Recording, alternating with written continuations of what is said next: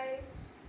Today we will start our lecture with our topic, that is health, human health.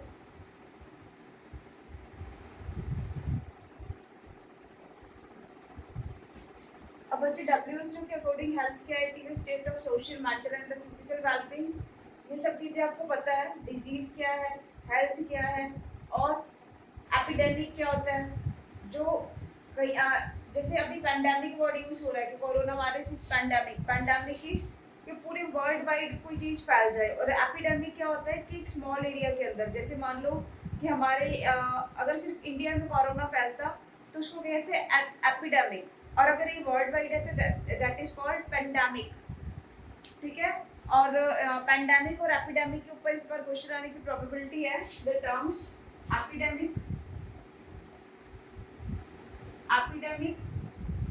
Epidemic is also, Hindi में इसको बोलते हैं महामारी. कि अगर एक छोटे लेवल के ऊपर, जैसे अगर एक पूरे कंट्री लेवल के ऊपर या एक स्टेट लेवल के ऊपर बात की जाए कि एक उसकी पूरे स्टेट लेवल के अंदर कि कोई डिजीज फैल गई है तो दैट इज कॉल्ड एपिडेमिक, जब पूरे कंट्री लेवल के ऊपर. लेकिन अगर पूरे वर्ल्ड लेवल के ऊपर बात की जाए तो वर्ड आता है पेंडेमिक. जैसे corona is the best and the latest example pandemic. Clear बच्चे. पैथोजन हमें पता है कि कोई डिजीज कोजिंग ऑर्गेनिज्म जो उसको पैथोजन बोलते हैं. और इस चैप्टर में आपको बेसिक टर्म्स आपको क्या पता होना चाहिए. एंटीबॉडीज क्या होती हैं, एंटीजेंस क्या होती हैं, उसको हम लोग पढ़ते हैं. और कम्युनिकेबल डिजीजेस क्या है, इन्फेक्शियस डिसीजेस ये आपको पता है. कॉमन कोल्ड है, इन्फेक्शियस डिसीजेस है जो एक पर्सन से दूसरे पर्सन में इन्फेक्ट होती हैं, दैट आर कॉल्ड कम्युनिकेबल और the infectious disease. and which are not separable from one person to another person, that are called non communicable diseases. Like cancer, it is non communicable. लेकिन जो AIDS है, it is the communicable disease. कि it can transfer from the unprotected sex, from the blood transfusion.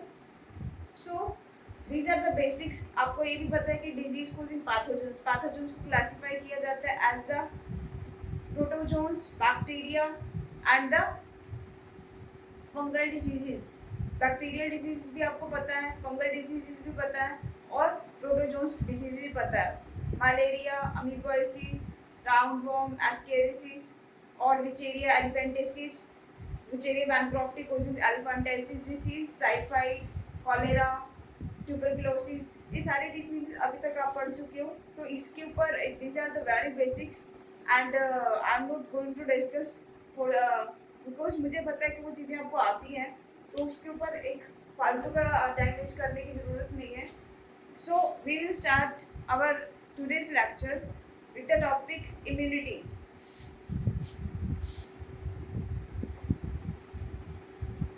अब बच्चे immunity का मतलब पता है हमें कि अगर कोई डिजीज होती है तो उसको फाइट करने के लिए हमें किस चीज़ की जरूरत है. That is immunity. We need immunity to fight against any infections और द नॉन इन्फेक्शियस डिजीज. कोई भी बाहर से पैथोजन आता है तो हमारे पास क्या होती है, इम्यूनिटी, उसको फाइट करने के लिए. Immunity is of two types, इनेट immunity and acquired immunity. Innate immunity कैसी होती है, जो बाय बर्थ प्रेजेंट होती है. इम्यूनिटी जो बाय बर्थ प्रेजेंट है. एंड एक्वायर्ड इम्यूनिटी कौन सी होती है बच्चे, जो बर्थ के बाद, आफ्टर बर्थ एक्वायर की जाती है. It is acquired after birth. अब इनेट इम्यूनिटी कैसी है कि जो बाय बर्थ प्रेजेंट है. बाय बर्थ इम्यूनिटी कैसी आती है कि इनिशियली क्या होता है कि मदर से बच्चे में प्लेसेंटल बैरियर से क्रॉस करके एंटीबॉडीज पास होती हैं. और innate immunity is generally made up of 4 barriers. Innate immunity is made up of the 4 barriers. कौन से ये 4 बैरियर्स हैं? First is the skin. Skin क्या है? Skin also act as an barrier, that is the physiological barrier. फिर हमारे आते हैं टीयर टीयर्स टीयर्स के पास क्या होता है, लाइसोजाइम एंजाइम होता है। स्टमक की सिक्रीशंस,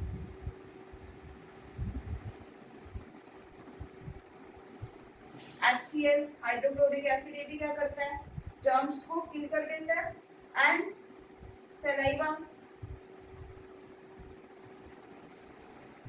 ये भी क्या करता है, एंटीबैक्टीरियल एक्शन होता है इसका भी।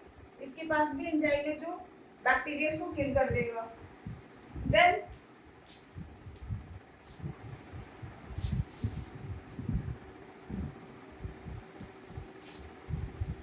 बच्चे, ये हमारे क्या है, सारे के सारे फिजियोलॉजिकल बैरियर्स, दे आर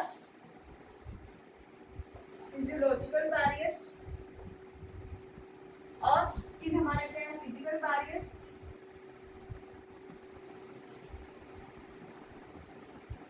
इसके अलावा हमारे दो और कौन से बैरियर होते हैं, one is the cellular and another is cytokine.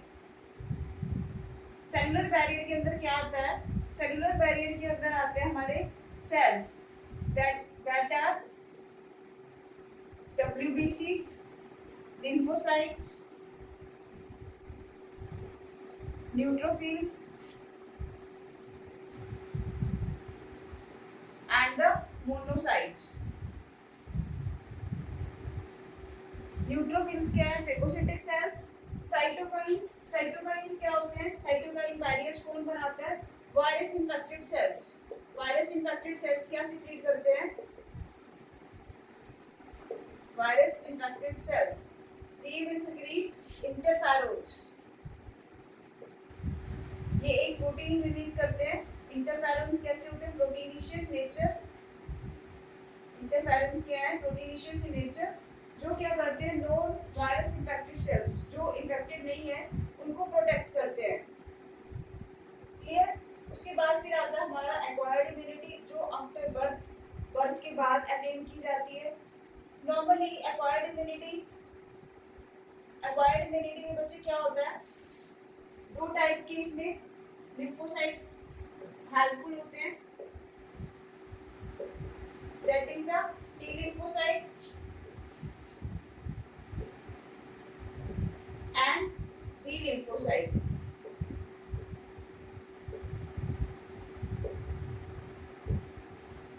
T lymphocytes बच्चे क्या करते हैं, they provide the cell mediated immunity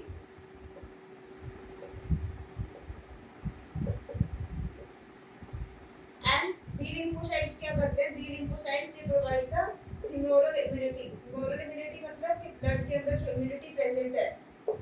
अब वो कैसे हेल्प करते हैं, एक्चुअली बी लिम्फोसाइट्स क्या प्रोड्यूस करते हैं, एंटीबॉडीज। एंटीबॉडीज कितने टाइप्स की होती हैं, IgA, IgE, IgM। They produce the antibodies. और एंटीबॉडीज क्या करती हैं, एंटीजन्स। एंटीजन क्या होते हैं, फॉरेन सब्सटेंसेस क्या करते हैं, एंटीजन्स बनाते हैं। और हमारी बॉडी के अंदर क्या बनती है, एंटीबॉडीज। तो इनके बीच की जो लड़ाई होती है उसको क्या बोलते हैं, एंटीजन को रिप्रेजेंट किया जाता है AG से, और एंटीबॉडी को रिप्रेजेंट किया जाता है AB से। इन शॉर्ट AG-AB रिएक्शन, दोनों की लड़ाई AG-AB रिएक्शन, इसको बोलते हैं agglutination. Important question, what is agglutination? It is the antibody and antigen reaction। Antibody की बात करें, इसके स्ट्रक्चर की बात करें तो इसका स्ट्रक्चर कैसा होता है, H2L2, मतलब इसका पास दो हैवी चेन्स होती हैं और दो लाइट चेन्स होंगी। हैवी चेन्स कैसी होती है, बड़ी होती हैं। तो अगर इसका स्ट्रक्चर देखें तो इसका स्ट्रक्चर ऐसा होगा,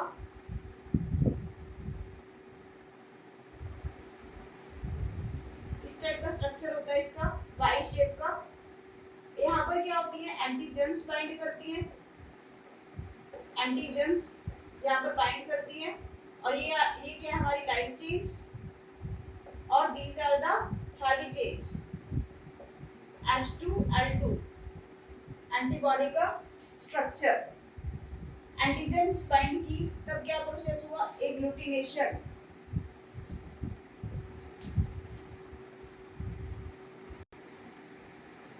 यस गाइस, अब देखो अभी हमने बच्चे देखा innate immunity and acquired immunity. अब देखो जो इनेट इम्यूनिटी होती है, it is not the pathogen specific, but acquired immunity it is the pathogen specific. It is not pathogen specific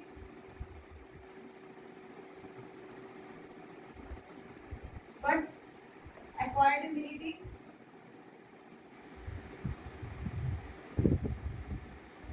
it is pathogen specific।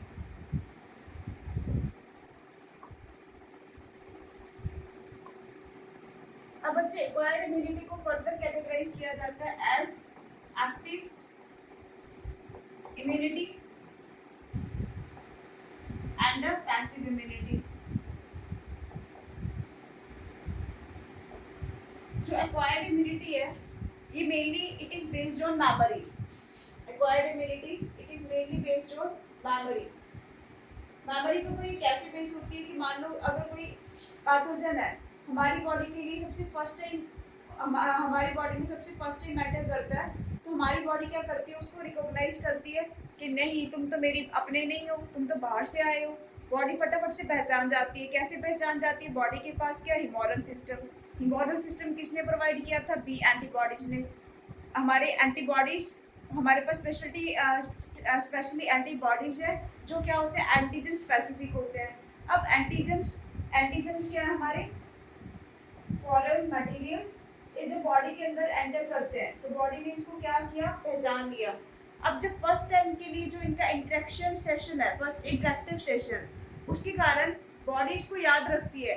और जो फर्स्ट टाइम इसने enter करने के बाद बॉडी को फर्स्ट मेमोरी दी, पहली बार उसने उसको याद रखा, फर्स्ट टाइम मिले उसके बाद उसने याद रखा, that is called primary response.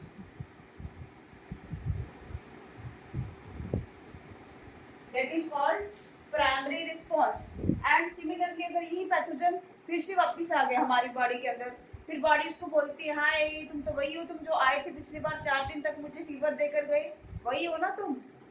That is called secondary response. Similarly कि अगर बॉडी में वही पैथोजन बार बार दोबारा एंटर करता है, तो बॉडी के पास उसके पास अगर उसके पास स्ट्रॉन्ग मेमोरी है, तो वो क्या करेगी, उस पैथोजन के साथ लड़ाई करेगी और उसको किल कर देगी, और हमें उस पैथोजन से कोई हार्म नहीं होगा। लेकिन अगर बॉडी उस पैथोजन को रिटेन नहीं रख पाती, उसकी मेमोरी नहीं है, तब वो पैथोजन जितने बार आएगा उतने बार ही हमारे अंदर क्या करेगा, डिजीज कॉज करेगा। अब एक्टिव इम्यूनिटी क्या होता है, active immunity basically active immunity में क्या होता है कि कुछ पैथोजन्स की डेड फॉर्म को बॉडी के अंदर इंजेक्ट किया जाता है, बॉडी के अंदर इंजेक्ट किया जाता है डेड फॉर्म्स।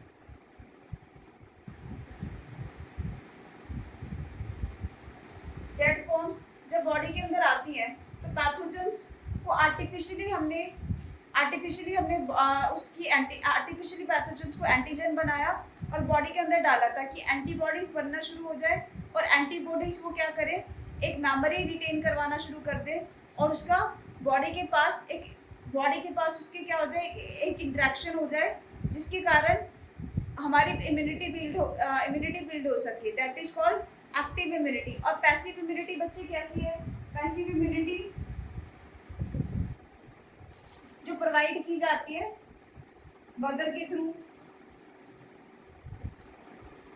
उसके बच्चे में मदर में प्लेसेंटल बैरियर क्रॉस करके IgG टाइप की एंटीबॉडी है जो मदर का प्लेसेंटा क्रॉस करके बच्चे में आती है, और मदर का जो फर्स्ट मिल्क है दैट इज कोलेस्ट्रम के अंदर IgA टाइप की एंटीबॉडी प्रेजेंट होती है, जो क्या करती है, बच्चे को इन्फेक्शन से इम्यूनिटी प्रोवाइड करती है, इन्फेक्शन से प्रोटेक्ट करती है।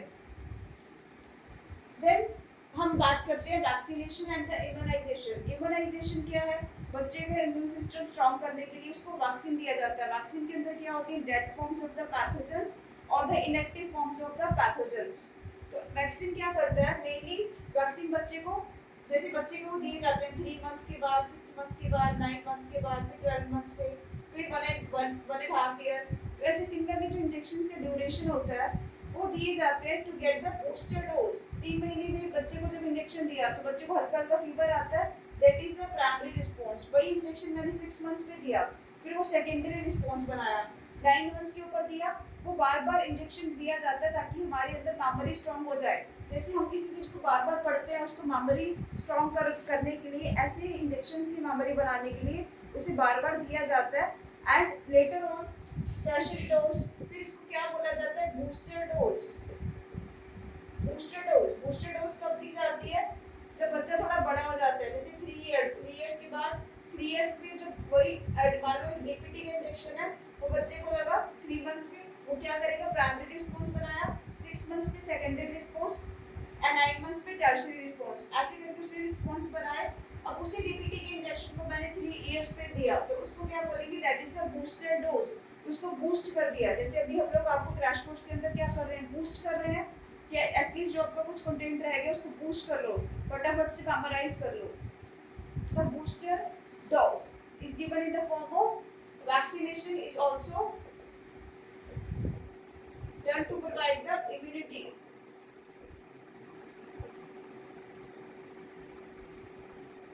Is it clear बच्चे? समझ में आया आपको इतना?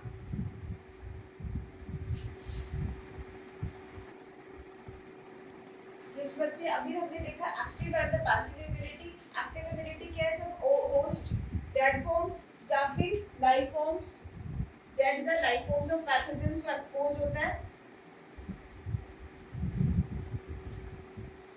when the host is exposed to the dead of the live forms। और पैसिव इम्यूनिटी क्या है, हमारी readymade form of the antibodies, readymade form of antibodies that is given by the mother to the child in the form of colostrum and through the placental barriers।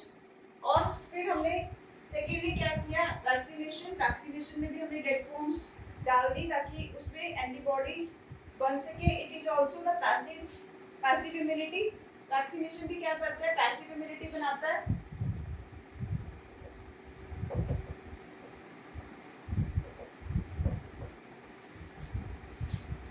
अब बच्चे हम बात करते हैं कि हमारा जो इम्यून सिस्टम है, इम्यून सिस्टम मेनली बना किसका होता है, immune system made of the lymphoid organs. Immune system बना होता है हमारे lymphoid organs. Main lymphoid organ हमारा बॉडी का कौन है, bone marrow and thymus.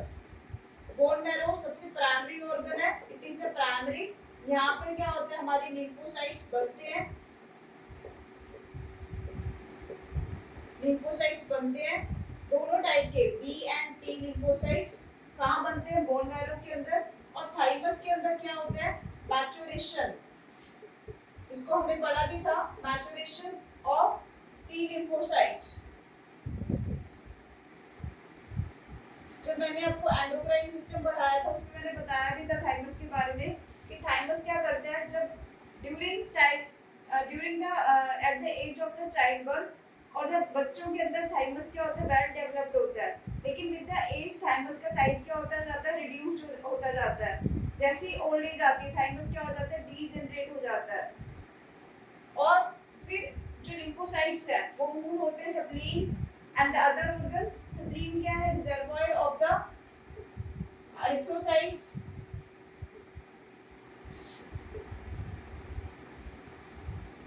It is the reservoir of erythrocytes and the graveyard of the erythrocytes or the reservoir of the erythrocytes। अब बच्चे जो हमारे लिम्फॉइड ऑर्गन्स है, जो लिम्फोसाइट्स हैं, वो कहाँ पर मेनली लाइनिंग फॉर्म करते हैं। They will form the lining of the major tracts that are the respiratory tract, digestive tract, urogenital tract. इनको एसोसिएटेडली बोला जाता है MELT, that is the major associated lymphoid tissue system. ठीक है बच्चे। अब बच्चे अभी हमने बात की, हमारे इम्यूनिटीज की बात की है। एक टर्म होती है ऑटो इम्यूनिटी। कई बार क्या होता है, हमारी बॉडी क्या करती है, अपने ही कुछ सेल्स को वो एंटीजन समझने लग जाती है, अपने ही कुछ सेल को एंटीजन समझ के उसके लिए क्या हो जाती है, एक्टिव हो जाती है। अपने ही सेल्स के लिए जब बॉडी एक्टिवेट हो जाती है उसको बोलते हैं auto immune disorders. Auto immune disorders में क्या होगा, अपने ही सेल्स को एक्टिवेट हो जाएगी। Some autoimmune diseases are like rheumatoid arthritis, Graves disease, ये आप लोगों ने पढ़ा हुआ डिटेल में, autoimmune disorders. And the उसके बाद हम बात करते हैं हमारे हाइपर एक्टिविटी। अगर सपोज कि हमारा इम्यून सिस्टम हाइपर एक्टिव कब होता है, जब कोई एलर्जी हो जाए, in response to the allergens immune system is the hyper active. Hyper active होगा एलर्जेंस को, एलर्जेंस कौन हो सकते हैं, डस्ट हो सकती है, पॉलन ग्रेन्स हो सकते हैं, जहाँ पॉलन ग्रेन्स के कारण क्या होता है, हे फीवर होता है, डस्ट उसके कारण भी प्रॉब्लम्स होती हैं, स्नीजिंग, विजिंग, कफिंग, एकदम से होता है ना कि डस्ट आ रही है, हम एकदम से छींकना शुरू कर देते हैं, sneezing, that is dust is the allergen और द पॉलन ग्रेन्स एलर्जन। तो ऐसे बहुत सारे एलर्जन्स एग्जिस्ट करते हैं एनवायरनमेंट के अंदर, उसके लिए हमारा इम्यून सिस्टम जब रिस्पॉन्स करता है that is called the hyper active response of the immune system. और जब एलर्जी होती है तो उस टाइम पे कौन सी एंटीबॉडी रिलीज होती है by the immune system, important question है। IgA कोलेस्ट्रॉल टाइप, ये इंपॉर्टेंट था। एलर्जी के टाइम पे कौन सी हमारी एंटीबॉडी आती है, that is IgE। IgE type of antibody is secreted by the immune system during the time of allergy.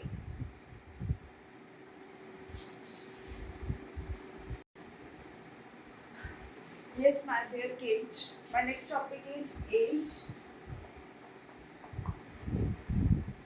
AIDS के बारे में तो आप पढ़ के मतलब मुझे लगता है कि मुझसे ज़्यादा जानते होंगे। AIDS, what is AIDS? AIDS is acquired immunodeficiency syndrome।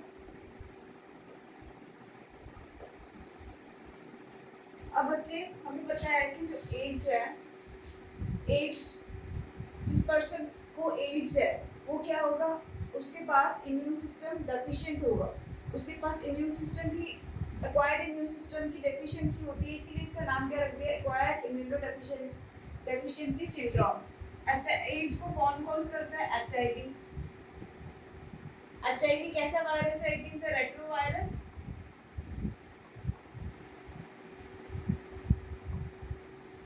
It is the retrovirus. अब बच्चे एड्स फैलता कैसे है, it spreads through the blood contamination from the infected mother to the child by crossing the placental barrier and from the unprotected sex from one partner to another, and it can also spread by blood transfusions. So AIDS is common in drug abusers because they use the share needle। वहाँ पे क्या होती है, needle sharing की जाती है और needle sharing के कारण उनमें क्या होता है, दिस एड्स इज कॉमन। सो बच्चे अगर हम बात करें, बहुत सारे पहले मिथ्स भी थे कि एड्स छूने से फैल जाता है, by hugging, by touching, by normally kissing.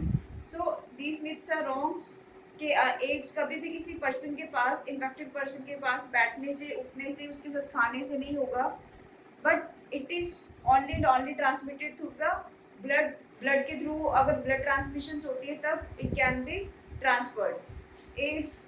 अब देखो ये रेट्रोवायरस कैसे अपनी हमारी बॉडी के अंदर आकर रेप्लिकेट करता है।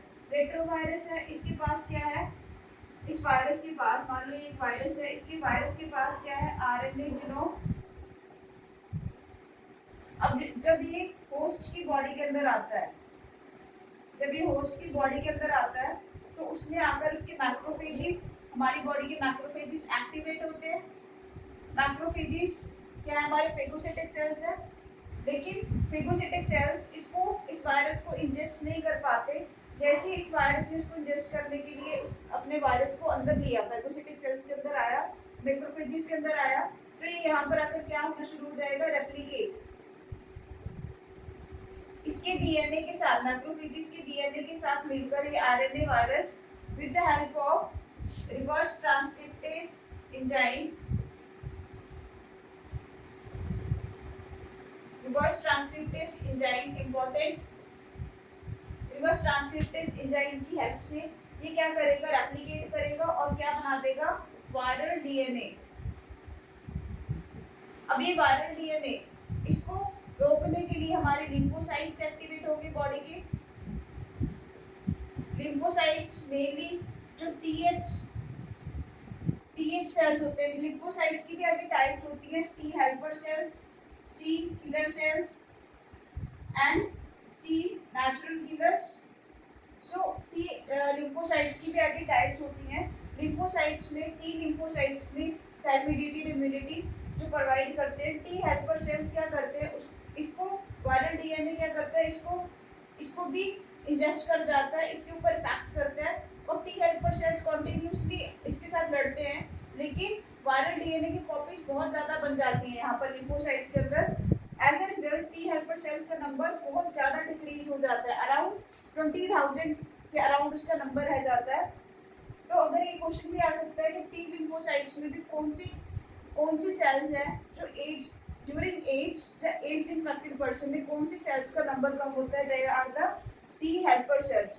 और फिर ऐसे पेशेंट में क्या होगा, उसको कॉन्टिन्यूसली जब उसके पास इम्यूनिटी ही खत्म हो गई तो कॉन्टिन्यूसली उसको फीवर आ सकता है, डायरिया हो सकता है उसको, और क्या हो सकता है उसको, डायरिया फीवर जैसी रिकरेंट बार बार होगी। अगर मान लो उसको एक बार कोल्ड हो गया तो कोल्ड भी उसको जल्दी से ठीक नहीं होगा क्योंकि उसके पास इम्यूनिटी नहीं है। उसको एक छोटी सी प्रॉब्लम भी अगर हो जाए तो वो जल्दी से ठीक नहीं हो पाएगी क्योंकि उसमें क्या है, इम्यूनिटी नहीं है। तो पैथोजन कोई भी एंटर करेगा तो वो जल्दी उसके साथ फाइट नहीं कर पाएगा।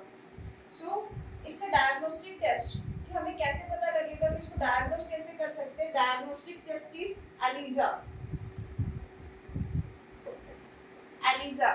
में हमने कल भी पढ़ा था कि बायोटेक के थ्रू हमने क्या किया, इसमें मॉलिक्यूलर बायोलॉजी में डीएनए रिकॉम्बिनेशन, डीएनए को ही हमने डिटेक्ट करना है, वायरस की डीएनए को डिटेक्ट करना है। तो एलिसा इट इज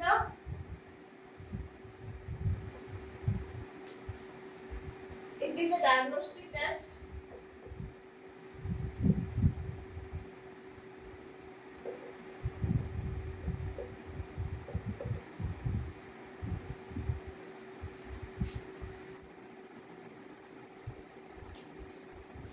ऊपर भी क्वेश्चन आ सकता है। एड्स का डायग्नोस्टिक टेस्ट क्या है, ELISA, and it is enzyme link इम्यूनोसॉल्वेंट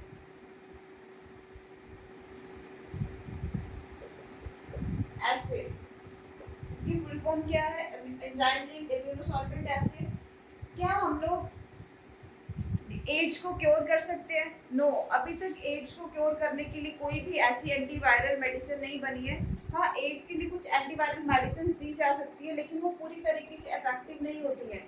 सो इसके लिए बोला जाता है prevention is better than cure. उसको प्रिवेंट किया जा सकता है लेकिन इसको क्योर नहीं किया जा सकता। सो प्रिवेंटिव मेथड सेपरेट, आप सबको पता है कि सेपरेट कैसे करता है, और प्रिवेंशन इसकी एज इट इज कोई प्रिवेंशन नहीं है।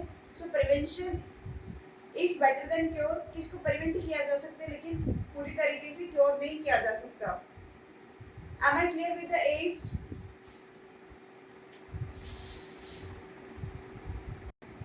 Yes guys, next topic is cancer.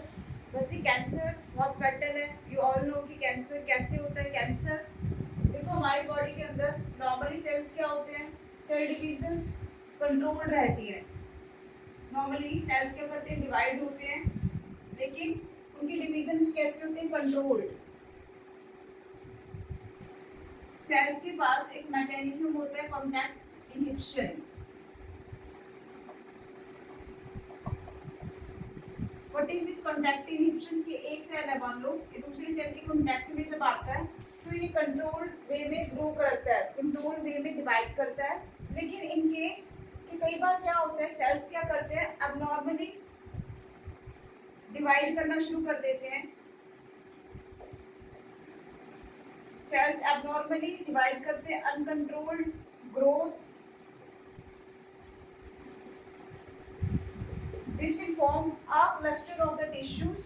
Sales का क्लस्टर बन जाता है, गुच्छा बन जाता है। इस क्लस्टर को क्या बोला जाता है? एक क्लस्टर या फिर मास ऑफ द टिश्यूज, मास और the cluster of tissue, this is called tumour. इसको हम लोग बोलते हैं tumour. Tumour mainly two types का होता है, that is benign tumour and another is malignant tumour. अब बच्चे बेनाइन ट्यूमर कौन सा होता है? जो अपनी ठीक पोजीशन के ऊपर रहता है, लोकलाइज्ड। और मैलिग्नेंट, मैलिग्नेंट क्या करता है? M for move. मैलिग्नेंट क्या करता है? अपनी जगह से मूव करता है। बेनाइन वो अपनी जगह पे रहता है एंड मैलिग्नेंट क्या करता है? अपनी जगह से मूव करता है। मान लो कि हमारे की सपोज के एक टिश्यू है यहाँ पर, मेरी आर्म के अंदर, सपोज कि मेरी आर्म के अंदर यहाँ पे टिश्यू है, लेकिन यहाँ पे उसने ट्यूमर बनाया, लेकिन दैट ट्यूमर मेरे यहाँ तक फिंगर्स तक आ गया। This movement of tumour from one position to the another position, that is called malignant tumour. और इस मूवमेंट को बोलते हैं मेटास्टेसिस। इस movement is called metastasis. Malignant tumour ज्यादा हार्मफुल हुआ जब बेनाइन ट्यूमर ज्यादा हार्मफुल हुआ, but obvious it is malignant tumour, क्योंकि वो तो एक ही जगह पे पड़ा है, तो उसको किल करना थोड़ा सा कंपैरेटिवली इजी होगा एज कम्पेयर टू मैलिग्नेंट। और मैलिग्नेंट ट्यूमर्स क्या होते हैं? बहुत रैपिडली ग्रो करते हैं, ब्लड के साथ कॉन्टेक्ट में आके वो बहुत ज़्यादा रैपिडली ग्रो करते हैं। और malignant tumours are tough to recover. उसका सक्सेसफुल ट्रीटमेंट्स इतना ज़्यादा नहीं होता, लेकिन हाँ, अगर उसको इनिशियली डिटेक्ट किया जाए तो इट कैन बी ट्रीटेड। अब बच्चे हम बात करेंगे कि अगर कैंसर हो गया तो इसको डिटेक्ट कैसे करेंगे? बाय यूजिंग एमआरआई और सीटी स्कैन और एक्सरेज, बायोप्सी, हिस्टोलॉजिकल टेस्ट।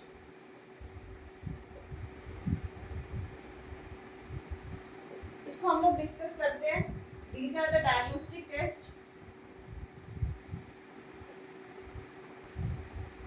अब बात आती है हमारे सामने कि अगर कैंसर हो गया तो कैंसर होता किस चीज से है? The cancer causing substance are called carcinogens. Carcinogens, cancer causing substance are known as carcinogens. Carcinogens इनकी नेचर कैसी हो सकती है? They can be chemical, physical और बायोलॉजिकल।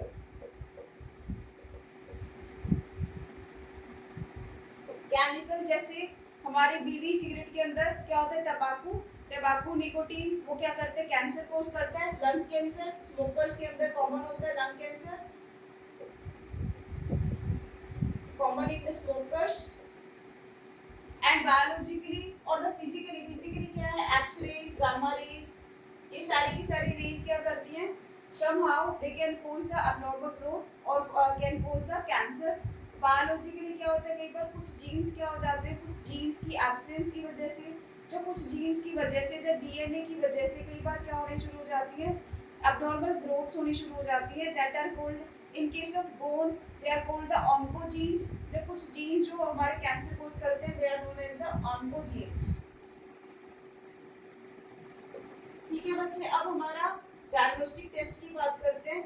एमआरआई के magnetic resonance imaging and CT scan. CT scan आप लोगों ने सुना होगा, computed tomography, that is done to detect the 3D images. इसमें क्या होता है? एमआरआई और इसमें 3D इमेजेस आती है ब्रेन की, और MRI is superior to the CT scan. X-rays, biopsy, biopsy में क्या किया जाता है? एक टिश्यू लिया जाता है using the fine needle aspiration technology. एक छोटी सी नीडल, बहुत पतली नीडल होती है, उससे टिश्यू लिया जाता है ब्लड का। टिश्यू लेकर उसको टिश्यूज की स्टडी की जाती है, और टिश्यूज की study that is called the histological test. Blood smear बनाए जाते हैं by forming blood smears. The tissue level study is the histology. और बायोप्सी में एक टिश्यू लिया जाता है, उसकी स्टडी की जाती है। These are the diagnostic test. और अगर हम ट्रीटमेंट की बात करें तो ट्रीटमेंट अगर इनिशियल स्टेज में वो डायग्नोस्टिक हो गया तो cancer can be treated to some cases, और कुछ कैंसर्स ट्रीटेबल नहीं है। लेकिन अगर वो लेटर स्टेजेस पर आ गए, जैसे कहते हैं कि प्राइमरी स्टेजेस आर ट्रीटेबल, लेकिन थर्ड स्टेजेस बहुत ज़्यादा मैलिग्नेंट हो चुके हैं, बहुत रैपिडली बॉडी के अंदर फैल चुके हैं, तो वो ट्रीटेबल नहीं होती है। Primary stages can be treated by using surgeries. कई बार सर्जरीज करके क्या किया जाता है, मैलिग्नेंट ट्यूमर्स, जो ट्यूमर से उनको रिमूव किया जाता है। और रेडियोथेरेपी, रेडियोथेरेपी रेडियोथेरेपी में क्या करते हैं, रेडिएशंस दी जाती हैं ट्यूमर रीजन्स को, लेकिन इसको बहुत ही ध्यान से किया जाता है क्योंकि रेडिएशंस ट्यूमर्स को तो लीथली किल करती है, उनके लिए तो लीथल है ही, लेकिन हमने सराउंडिंग नॉर्मल टिश्यूज को भी बचाना है। तो radiotherapy and the chemotherapy, chemotherapy में हम लोग कुछ केमिकल्स को यूज करते हैं। मोस्ट ऑफ द केसेस के अंदर इनका कंबाइंड ट्रीटमेंट यूज किया जाता है, surgery, radiotherapy, surgery followed by the radiotherapy and the chemotherapy. Understood बच्चे?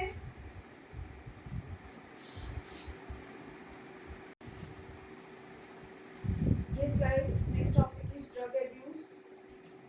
Drugs which can be used as a abuse. Abuse क्या है कि bad habit, कि drugs जो as a abusers use किए जा सकते हैं, that are opioids. Opioids mainly क्या है हमारे, they are extracted from the poppy plant. Poppy plant से extract किए जाते हैं. That plant is Papaver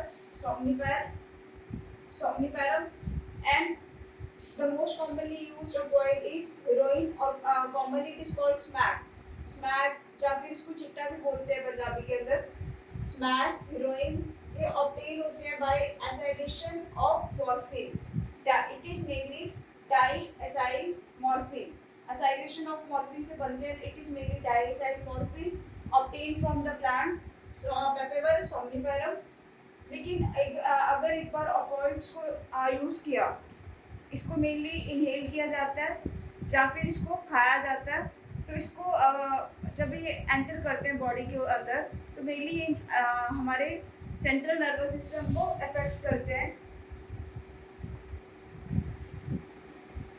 और अगर इसको कॉन्टिन्यूस यूज़ किया जाए तो ये क्या हो जाते हैं, they will become the abuser, मतलब इसके लिए लोग एडिक्टेड हो जाते हैं।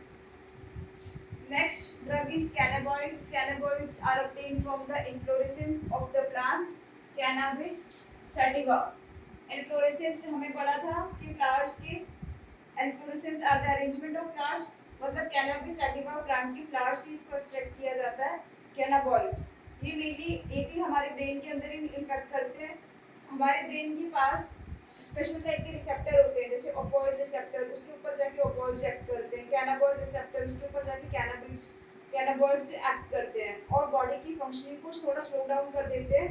एंड कैनाबॉइड्स मेनली हमारे कार्डियोवैस्कुलर सिस्टम को भी अफेक्ट करते हैं। Another drug is cocaine. Cocaine को ऑब्टेन किया जाता है plant erythroxylum coca. They are the coca, commonly इसको कोका भी बोला जाता है। Coca alkaloid, they are alkaloids।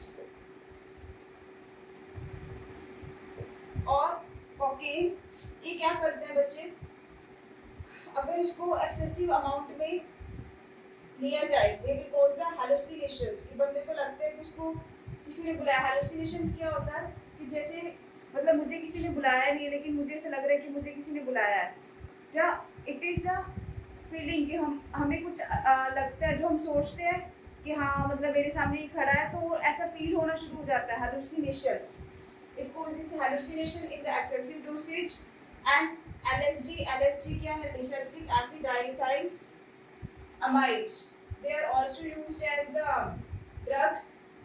और मॉर्फिन को सिंगली मॉर्फिन भी यूज किया जाता है। मॉर्फिन क्या है, अफीम। And the other is tobacco. Tobacco के अंदर क्या होता है, निकोटीन। इसके अंदर क्या होता है, निकोटीन, जो हमारे अगेन ब्रेन के ऊपर स्पेशल सेंटर्स है, उसके ऊपर जाके वो अफेक्ट करता है। अगर इन ड्रग्स को कॉन्टिन्यूसली लिया जाए तो ये क्या कर देते हैं, हैबिट डेवलप कर देते हैं ड्रग अब्यूजर्स। और नेक्स्ट हम लोग पढ़ते हैं अल्कोहल। अल्कोहल के लोग एडिक्टेड हो जाते हैं। एडिक्शन क्या है, अगर किसी चीज़ को कॉन्टिन्यूस हम लोग यूज़ करें और उसको just for getting the pleasure उसको यूज़ करें, कि अगर उसको कंटिन्यू यूज़ कर रहे हैं लेकिन हम एडिक्टेड हो गए, अगर उसको नहीं मिलेगा ड्रग एब्यूजर्स को अगर ड्रग्स नहीं दोगे तो उनके विड्रॉल सिम्टम्स होंगे, अग्रेसिवनेस आ जाएगी, गुस्सा होने लग जाएंगे और बहुत टाइप की वो एक्टिविटीज़ करते हैं। तो विड्रॉल सिम्टम्स में उनको बहुत सारी प्रॉब्लम्स होती है। Addiction is the problem. Like जो लोग डेली अल्कोहल पीते हैं उनमें हमने देखा है मेनली कि उनका क्या हो जाता है, लीवर डैमेज हो जाता है, cirrhosis of the liver. Liver damage को बोलते हैं cirrhosis of the liver.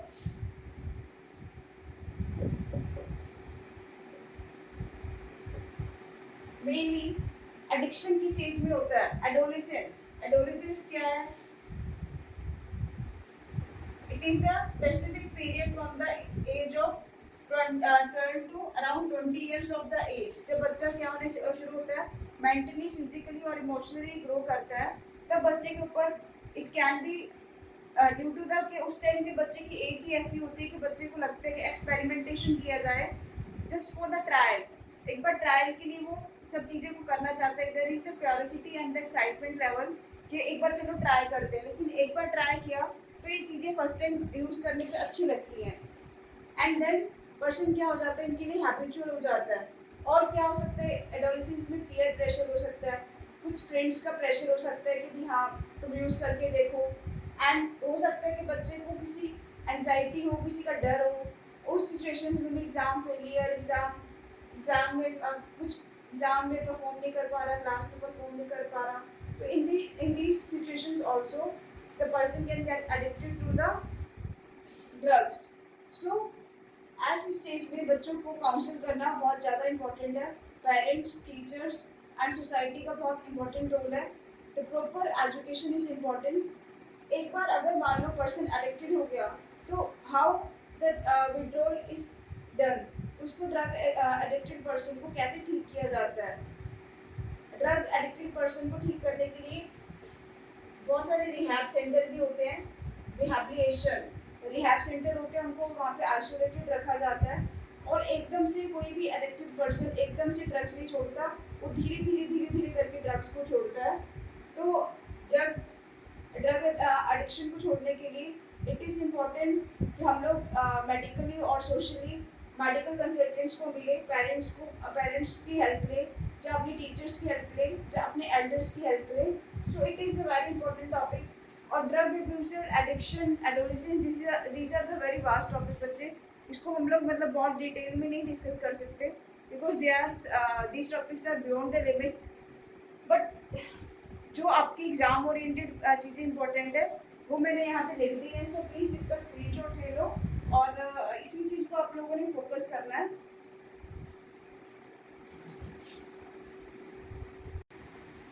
Yes guys, अब अभी देखा था हम लोगों ने कि माइक्रोब्स की हार्मफुल इफेक्ट्स देखे कि माइक्रोब्स क्या करते हैं, मेनली डिजीज़ कर देते हैं। और कैसे डिजीज़ करते हैं वो भी हम लोगों ने डिस्कस किया है। लेकिन there are some microbes which can be helpful to us. So we can say कि माइक्रोब्स के दोनों प्रोज एंड कॉन्स है। ये हार्मफुल भी हो सकते हैं और यूजफुल भी हो सकते हैं। तो माइक्रोब्स, यूजफुल माइक्रोब्स कौन से हैं? वी विल सी माइक्रोब्स का यूज़ यहाँ किया जाता है in our household products, जैसे कि लैक्टोबैसिलस, लैक्टिक एसिड बैक्टीरिया है, LAB, lactic acid bacteria that is used to make curd. Milk को एज ए मिल्क के अंदर इनोकुलम थोड़ा सा एक जाग डाला जाता है एज ए स्टार्टर, और फिर क्या बनता है, दही। Lactobacillus turns milk into curd.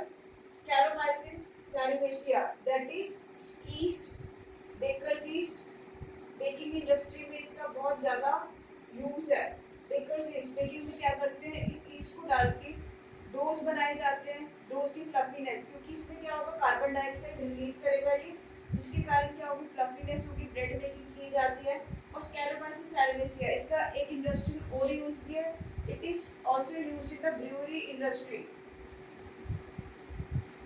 Brewery industry में क्या है, हमारा वाइन्स, अल्कोहल्स, वाइन, बियर, वहाँ पर भी उसकी प्रोडक्शन के लिए भी स्कैरोमाइसिस cerevisiae that east is used. बहुत बार क्वेश्चन आ भी चुका है, ये बहुत इंपॉर्टेंट है, 3 star mark. And next is the Propionibacterium shermanii. ये बच्चे क्या है, चीज़ की बहुत सारी वेराइटीज मिलती हैं। ये बैक्टीरिया क्या बनाता है, स्विस चीज़ कैसा होता है, जिसके अंदर बहुत बड़े बड़े होल्स होते हैं, बहुत फ्लफी एंड सॉफ्ट चीज़ होता है। अनदर इज द प्रोपियोबैक्टीरियम, ये क्या बनाता है, रोकिफैक्टिक चीज़ चीज़ की अलग अलग वैरायटीज। ये तो हो गए जो मेनली हाउस होल्ड्स के लिए यूज़ किए जाते हैं। इंडस्ट्रियल लेवल के ऊपर अगर बात करें तो एंटीबायोटिक्स बनती है माइक्रोब से। एंटीबायोटिक्स, एंटी का मतलब अगेंस्ट, बायो मतलब अगेंस्ट लाइफ। किसकी लाइफ के against? Against the microbes. Antibiotics mainly क्या करती है? दे, इसकी दो फंक्शन होते हैं। दे इधर किल, इसका मैकेनिज्म क्या होता है? इधर किल, या तो ये मार देते हैं बैक्टीरिया को, इधर किल बैक्टीरिया, या तो ये मार देते हैं बैक्टीरिया को, अदरवाइज और इनहिब देयर ग्रोथ, जहाँ फिर उसकी ग्रोथ को रोक देते हैं। इनहिब देयर ग्रोथ, या तो ये बैक्टीरिया को मार देंगे या फिर क्या करेंगे? उसकी ग्रोथ को रोक देंगे। सबसे पहला जो बैक्टीरिया जो फर्स्ट एंटीबायोटिक ऑब्टेन किया गया था वो कौन से बैक्टीरिया के ऊपर एक्सपेरिमेंट कर रहा था? Alexander Fleming.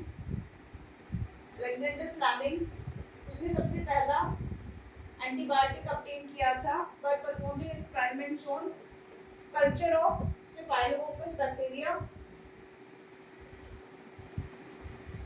स्टाफाइलोकोकस बैक्टीरिया के कल्चर के ऊपर उसने देखा कि एक मोल्ड ग्रो करता है। That mould was obtain from penicillin notatum.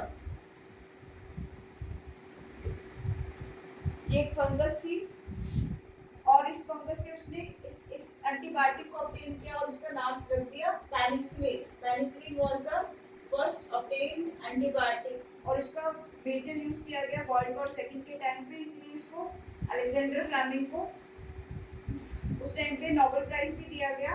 Wait आप चेंजिंग का मार्कर बच्चे।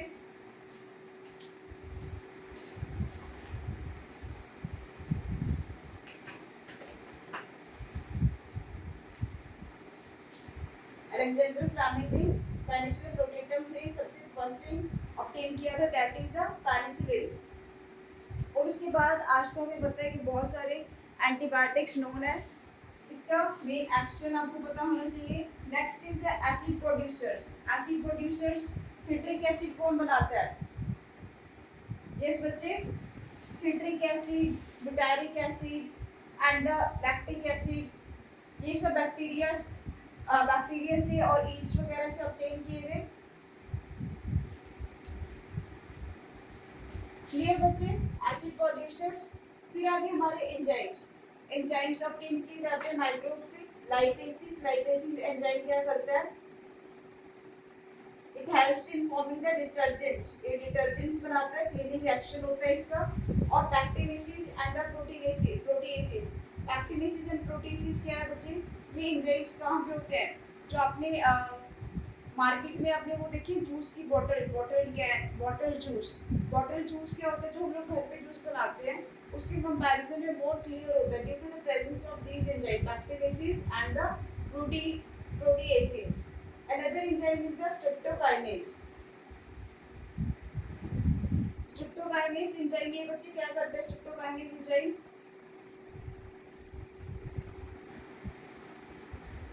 स्ट्रेप्टोकाइनेज बच्चे एंजाइम है जो ऑब्टेन किया गया था बैक्टीरिया स्ट्रेप्टोकोकस। इसका इंपॉर्टेंट फंक्शन क्या है? It acts as a clot buster. ये क्या करता है? क्लोट को रिमूव करता है। मेनली इस एंजाइम को यूज किया जाता है after the myocardial infection, that is the heart attack. Heart attack के पेशेंट्स में क्लोट्स को रिमूव करने के लिए स्ट्रेप्टोकाइनेज एंजाइम का यूज किया जाता है। This is the clot buster. Next is microbes are used as the bioactive molecules. Bioactive molecules जैसे साइक्लोस्पोरिन A, ये भी एग्जाम में बहुत बार पूछा गया है। साइक्लोस्पोरिन A इसको ऑब्टेन कहाँ से किया जाता है? एक फंगस है trichoderma polysporum. It is a fungus. और साइक्लोस्पोरिन A इसका फंक्शन क्या होता है? It acts as the immunosuppressive agent. It acts as immunosuppressive agent.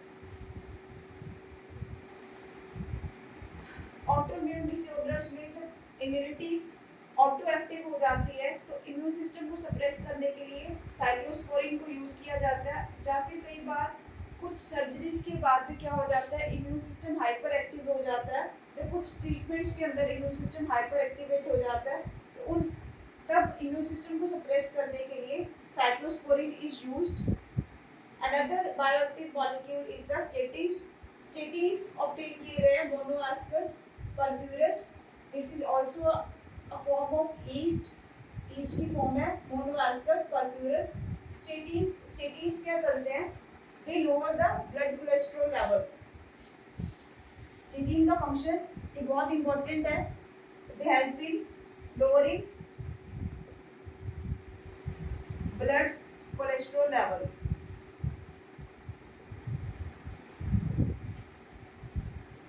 They help in lowering the blood cholesterol level. अब एसिड प्रोड्यूसर्स हमारे हमने देखा कि इस यहाँ पे मैं लिख रही हूँ एसिड प्रोड्यूसर्स का. एसिटिक एसिड को कौन प्रोड्यूस करता है? Aspergillus Niger.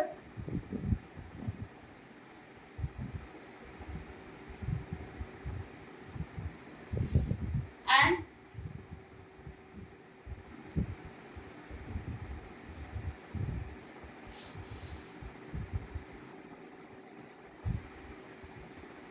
सॉरी बच्चे यहाँ पे Aspergillus nigers will produce the citric acid.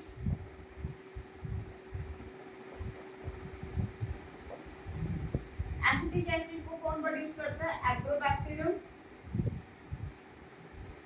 एग्रोबैक्टर acetyl. Acetyl जिसके एंड में that will produce the acetic acid. Aspergillus niger will produce the citric acid.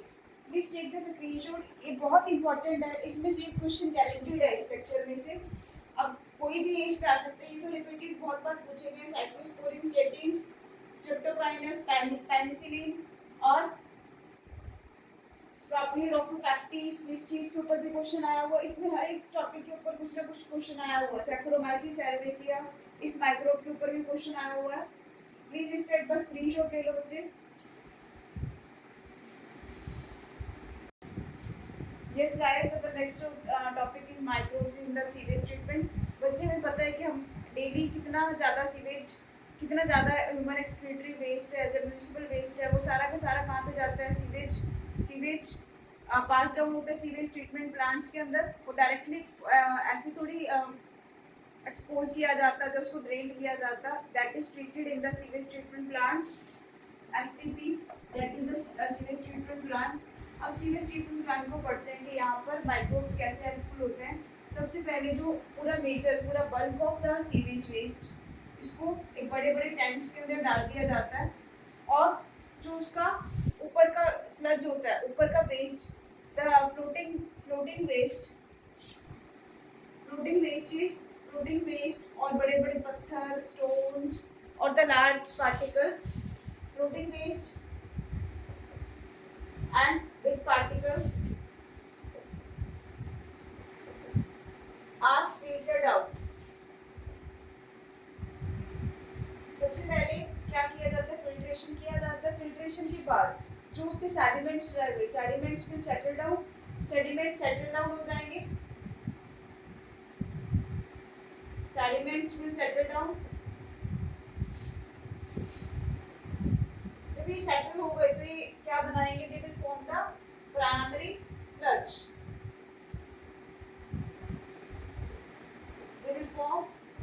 Sludge. Sewage settle down होके sedimentation के बाद it will form the primary sludge. अब इस primary sludge को लेके इसको डाला जाता है फिर से सेकेंडरी टैंक्स के अंदर डाला जाता है. वहां पर इसको क्या किया जाता है? वहां पर इसकी बहुत ज्यादा सेंट्रीफिकेशन की जाती है. सेंट्रीफिकेशन करके इसकी एंड यहाँ पर ऑक्सीजन का एक्सपोजर दिया जाता है. बिकॉज सेकेंडरी ट्रीटमेंट के अंदर क्या होगा? ये तो हो गया हमारा प्राइमरी ट्रीटमेंट. सेकेंडरी ट्रीटमेंट के अंदर क्या होगा बच्चे? एरोबिक बैक्टीरिया को इंट्रोड्यूस किया जाता है. एरोबिक बैक्टीरिया क्या करेंगे? दिस सेंट्रीफिकेशन के बाद जो स्लज बना उसको बोलेंगे हम लोग सेकेंडरी स्लज. सेकेंडरी स्लज को एरोबिक बैक्टीरिया क्या करते हैं? As a organic matter use करते हैं.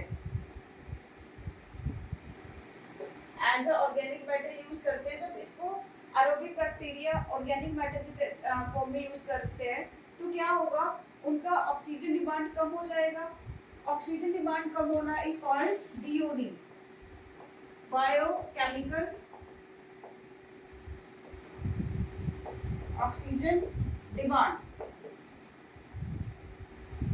Biochemical oxygen demand is what कि जब बैक्टीरिया इस ऑर्गेनिक मैटर को खाएंगे तो क्या करेंगे, ऑक्सीजन यूज कर रहे हैं तो ऑक्सीजन तो कम हो रहा है ना पूरे के पूरे स्लज के अंदर। तो इस सेकेंडरी ट्रीटमेंट में भी, सेकेंडरी ट्रीटमेंट कब तक किया जाता है, जब तक बीओडी कम ना हो जाए, BOD until BOD is reduce, जब तक बीओडी रिड्यूस ना किया जाए, रिड्यूस ना हो जाए तब तक सेकेंडरी ट्रीटमेंट किया जा सकता है। क्या हम कह सकते हैं, higher is the BOD, higher is BOD, higher is the pollution, the polluted rate of the water, जितना ज्यादा बीओडी होगा उतना पानी क्या होगा, पॉल्यूटेड होगा। अगर बीओडी ज्यादा तो वाटर की पॉल्यूटेड कैपेसिटी ज्यादा, water is more polluted. BOD important है, ठीक है बच्चे। उसके बाद जब बीओडी रिड्यूस हो गया फिर इसका क्या किया जाता है, देन सेकेंडरी ट्रीटमेंट। फर्स्ट हमने किया हमारा प्राइमरी ट्रीटमेंट, प्राइमरी ट्रीटमेंट के अंदर फिल्ट्रेशन किया, प्राइमरी स्लज बना, फिर सेकेंडरी स्लज बना, secondary treatment. Then in the tertiary treatment, tertiary treatment के अंदर क्या किया जाएगा, अब हमने एरोबिक बैक्टीरिया डाले थे, अब हम टर्शियरी में क्या डालेंगे, anaerobic bacterias like the methanogens. अब वो इसको इंजेस्ट करके क्या करेंगे, they will form the gases like methane, carbon dioxide gases बनेंगी and these gases will act as biogas, biogas। Clear बच्चे। अब microbes are so beneficial, biogas पूरा का पूरा आप लोग इसका पूरा का पूरा बायोगैस प्लांट सबसे ज्यादा मिथेनोजेंस कहाँ पे प्रेजेंट होते हैं, कैटल डंग के अंदर, एंड इसको भी सिमिलरली बायोगैस टैंक्स के अंदर डालकर and with the help of anaerobic respiration the biogas is produced by the methanogens।